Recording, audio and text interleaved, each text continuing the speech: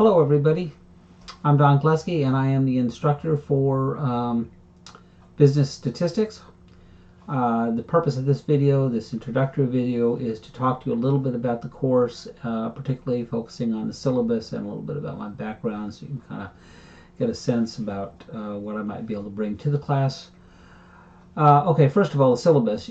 Find your way to Canvas. Obviously you have because you found this video, but I want you to spend a little time kind of moving around Canvas if you're not familiar with it. If you are not familiar with Canvas, then there's some really good online help resources available to you through the campus, and I think I've embedded some links there that might be useful to you. I really want you to find that you can get to the syllabus two different ways. One is in Canvas, you'll see a page that says syllabus, and if you open that up at the top, you'll see a link to a PDF. That's one way to get to it. The other is if you were to click on modules or the home tab, both of those will look the same. They lead you to the same place. They're linked. And both of those will have a folder that says syllabus, and that will also give you or link you to the PDF of the syllabus. If you have never had a college course before or you're not familiar with the syllabus, it's a little bit like our contract. It's important that you read that and pay some attention to the details in it. There's a lot in there. It's rather long. It gives you contact information to reach out to me. It gives you some links to student help on campus. It talks a little bit about office hours and being able to respond to me or get in touch with me. It also has some information there about the course content, the learning objectives of the course, and our grading, which I know is important to everybody. So you might want to really look at that. The one thing I want to point out about grading in the course is that, and you'll see it in the syllabus, is that at the end of the semester, your grade is determined by your points. Your points are outlined in the syllabus. That's driven by the total points available in the class. And so you'll see reference to percentages, like if you're 90% or above, you'll get an A. However, in Canvas, throughout the semester, Canvas will give you a percentage of where you were standing in the course. What I want you to be really aware of is that that percentage, as I understand, is giving you the percentage of the points of the assignments that you've turned in and been graded, not the ones that were due. And so I really try to focus students on pay attention to the points in a class and where you are relative to the total points. Every semester I get to the end of the semester and somebody will say, well, you know, I had an 85 or something like that, but they didn't turn in some of their assignments. And so just pay attention to that so you're watching your point totals, okay? At the end of the syllabus, you'll find that there is a weekly schedule, and it's we might change it just a little bit throughout the semester. I can do that, but for the most part, it's going to be pretty much what we're going to follow. It gives you a quick look at what week we're in, what assignments will be due that week, and the assignments will be presented to you in each one of the modules. So when you go to the home page or the modules tab, you'll see there'll be like module 1, and then you'll see assignments or material that pays attention, that deals with module 1. Things like the PowerPoint, this video or videos for that particular module. You'll see assignments, discussion boards that you'll have due. I generally will structure these courses from Sunday morning to Saturday night, end of day. So that's how the module week generally works. Of course, the exception being the first week, which starts on Monday and will go to Saturday. So your due dates will generally be at the end of the module week, with a couple of exceptions. The most noted exception is discussion boards, which we will have every week.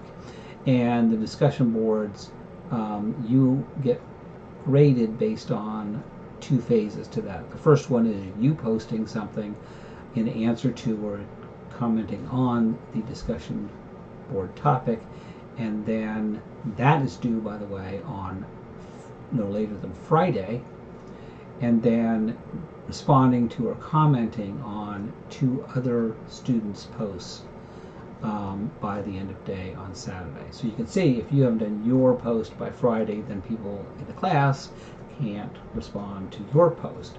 So that's why we do that. All right.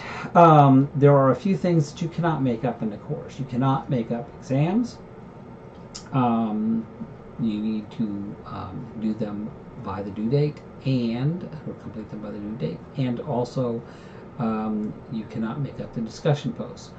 The reason being is that we have those discussion posts so that we can have a good basis for our conversations during that week. Your homework assignments, you can make them up late until at least late in the semester. In the syllabus, it tells you what the cutoff date is for doing your other assignments late. But if you are late, the most you can get is half credit. So I would strongly encourage you not to put off or to miss assignments. All right, I think that covers all of the important stuff in there that I can think of right now relative to the syllabus. Just make sure that you've printed it off or read it carefully. And if you have any questions on that, please let me know. Next thing I want to talk about is just a little bit about my background, so that hopefully you'll understand a little bit about my perspective on statistics. By the way, this is a fabulous course, and one of the reasons why I like it so much is that one of the major trends in business management these days is the use of data analysis, and you of course can see that in almost every type of business.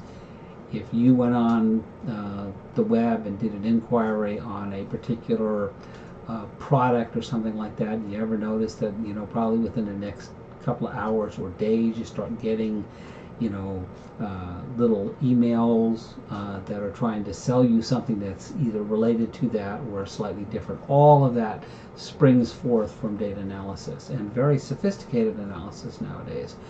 So this is a key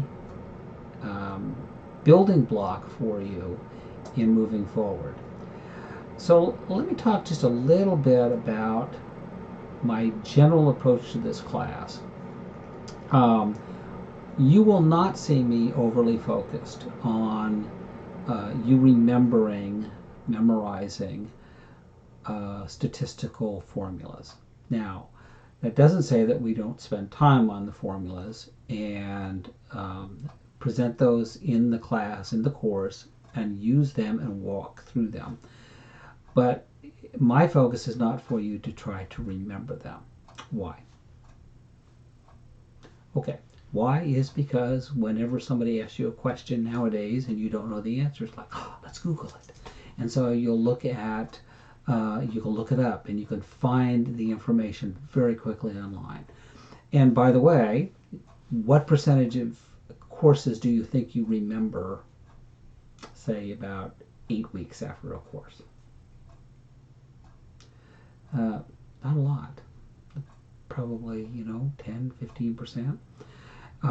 And so if this is not your first college course, if I were to say, okay, let's pick one of your courses last semester, you just finished it, right?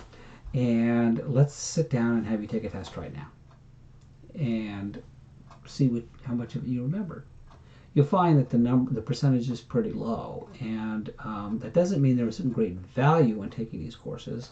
There is, but what it does mean is that in building a course and how I structure a course, and I think this is probably true for a lot of instructors, is to focus on the things that are really, really important for you to remember for a long time. And so there are certain things that within the course that I will be very repetitive throughout the semester, so that these are the things that I hope that you will remember for a long time. The key concepts. I don't really care that much whether or not, a year from now you can remember exactly what the formula is for calculating the standard deviation. You know, those are available to you in the textbook. They're available to you online. There's lots of different places. So um, we will do that. The other thing that we will focus a lot of attention on is using Excel. Um, the Cal State system uh, wants us to have students who are transferring to have a fairly good understanding of Excel, the statistical tools in Excel. And why is that? It's because almost every business uses Excel, and Excel has some great tools in it. I use Excel for analysis all the time, so we'll spend some time with that. If you've never been exposed to Excel, we're going to spend the first class or two talking about Excel and trying to get you on an even base. If you're a power user in Excel and you really know it, then you can kind of yawn just a little bit, but I hope that you will find it a good refresher, if nothing else. The other thing is, as I have found over the number of years that I've been teaching this, that all of us know certain little quick tricks in Excel to use that might facilitate us moving a little bit faster, and so sometimes that's good too. You just might hear something that I do a little bit different than what you've done before, or I might hear something that you've done a little different than what I've been doing. So we'll find it as a good environment. So less focus on formula retention, real focus on understanding the concepts and what the formulas are trying to do for us and how they're built, and a lot of focus on being able to use Excel. Okay, so that's where we are. Let's jump back to my background a little bit. My undergrad was in finance. I actually, by the way, I'm a product of the community college system. After I started before I went into service, and then I came back after the service to Mesa College. I got an associate degree in business management. Great instructors. I just thought they were fabulous, and which is probably one of the reasons why I like teaching so much here.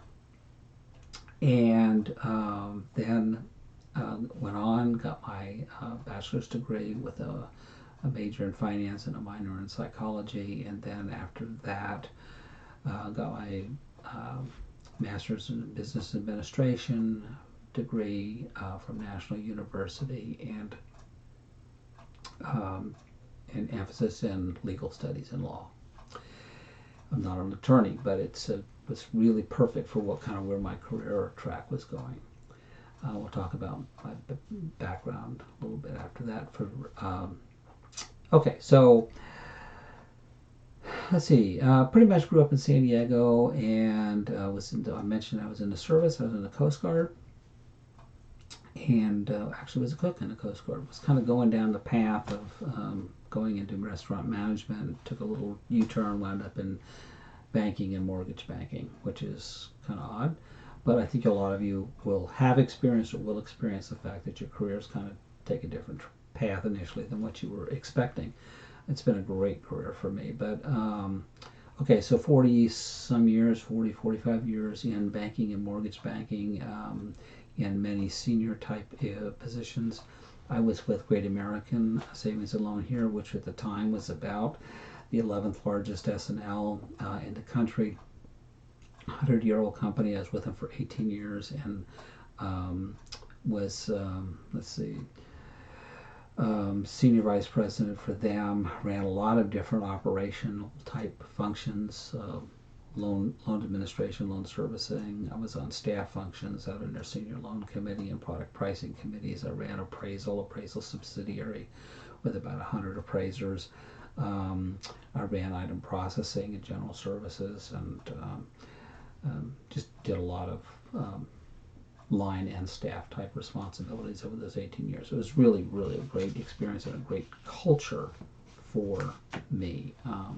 It was just great. Anyway, I did a detour through another S&L here locally, Home Federal, which was about the same age, and was with them for about a year and a half, and that wound up leading me over to Texas, where I was part of an acquisition group that bought Sunbelt Mortgage from the RTC, Resolution Trust Corporation.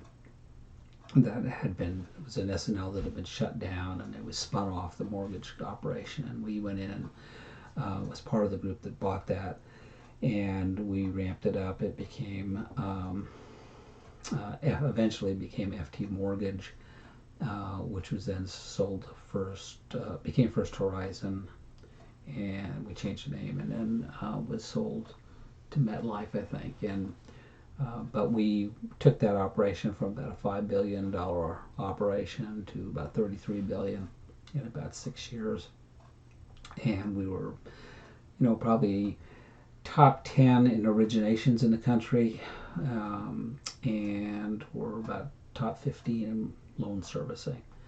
And I was an executive vice president for them, and then left there. What did I do after that? I went to Fiserv, which is a financial software company. Was doing business development with the government sector and strategic business alliances with other businesses with data warehouse and call center technologies and loan servicing software. So that's what I did for about a year. Was on a plane a lot, traveling a lot. It was a great job. It was just a lot of travel, and I just had to talk a little bit about my family in a few minutes. But anyway, so I did that for about a year. Then I went over to the Oryx Capital Markets, Oryx Real Estate Capital Markets, which was a commercial mortgage-backed securities company that were investing in subordinate bonds, which I did not have a lot of experience in and wanted that. So I went over as a director with them and became one of their managing directors, and ran their mortgage servicing operation, and that was all on commercial mortgage-backed loans, so big shopping centers and high rises in New York City and that. And that was a great experience. I was with them for about 6 years or so, and we sold that operation to Key Bank, and I transitioned over them. Was with them for about another year and a half, doing some different operations, mostly involving loan administration, some of it involving construction lending and that. So I did that for about a year and a half when the market crashed, and wound up going off and starting my own business for a while, for about a year and a half. I think my wife and I did that, so I had some experience in starting a business from scratch that was self-funded. It was quite a great experience. I had some health issues in the middle of that, brain tumor stuff and things, so it was really tough to get that going. In any event, after that, I went over with a couple other people that were doing a startup. I was with them for a few years. We went through a couple recapitalizations during that process. That was pretty interesting and pretty exciting. Great opportunity. And after that, then we decided it was time to migrate ourselves back to San Diego. I've been in Texas for 20 years. We thought we were going over there for like 3 years. But anyway, we were there for 20 and came back about 8 years ago. Worked for mortgage company, a couple banks, and then decided I wanted to start kind of teaching as well. So right now, here's where I am. I'm teaching at Miramar and Miracosta, and have been for probably about 5 years. I think is when I started. I also work for 2 mortgage companies doing quality assurance, loan administration, vendor oversight kind of stuff. So risk-based analysis. So that's kind of where my tentacles are right now. It's pretty interesting. Okay, on a family front, I've been married for 30 years. Just love my wife tremendously. I've got 3 kiddos. They're all grown. And one computer science major is living up in Seattle, works for Amazon. And my daughter got married about a year ago, and they're actually expecting, which is really exciting.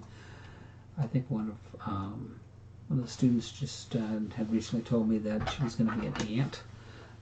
Yeah, it's really exciting being a grandparent. So they live in Chattanooga, Tennessee. My daughter is a critical care nurse, and my son-in-law is a paramedic. So that's really cool. So then I have another son who is married and has 2 children. They live in Dallas, and he works for Southern Methodist University, SMU, and got his PhD in computational chemistry. I didn't get a smart from me, I don't think, but he's running their super computational computer there for the college. All right, so that's kind of my background. I don't think I mentioned that I've got my certified mortgage banker designation, master level, which is kind of the equivalent of a CPA in mortgage banking. And I think that probably covers it. Hopefully, personally, you can see that I have an interest in some music. I probably won't do a whole lot of videos, probably a little bit more PowerPoint stuff. I don't really like to teach with PowerPoints a lot, but it'll kind of be a little bit of a mix. But you can see that I like music, and also I also like bicycling. I bicycle quite a bit. Used to race for a long time, but it's been a while since I've done that. All right, so I think that's it. Welcome to the class. I hope you'll have a great time in the class. I hope you'll find it really interesting and enjoyable. I'll try to make it that way. My advice to you: do the homework. Do the homework. If you don't understand something, try to reach out and make sure that you're staying with the course. This is kind of the natural rhythm of the course. Starts out and it feels pretty easy, and then you'll go through a period in the middle where it'll start feeling like it's getting a little tough, and then as you get to the end, it starts to feel like it's coming together a little bit more. And the reason why that is that as you get a little bit more understanding in the concepts, you'll find later on that they link together very nicely. And you'll start going, oh yeah, that's a little bit different viewpoint, but it's the same concept, or that concept's linked to another concept. So when you get into that middle part of the semester, the course, don't get too frustrated if you start feeling like, this is feeling a little harder than it was the first couple of weeks. Okay, but stay up. Don't get behind. First of all, it gets really hard on your points. But second of all, it just will help you stay up with the concepts as we move forward, because they do link together. All right, that's it for now. Welcome to the course, and have a good rest of the day. Bye-bye.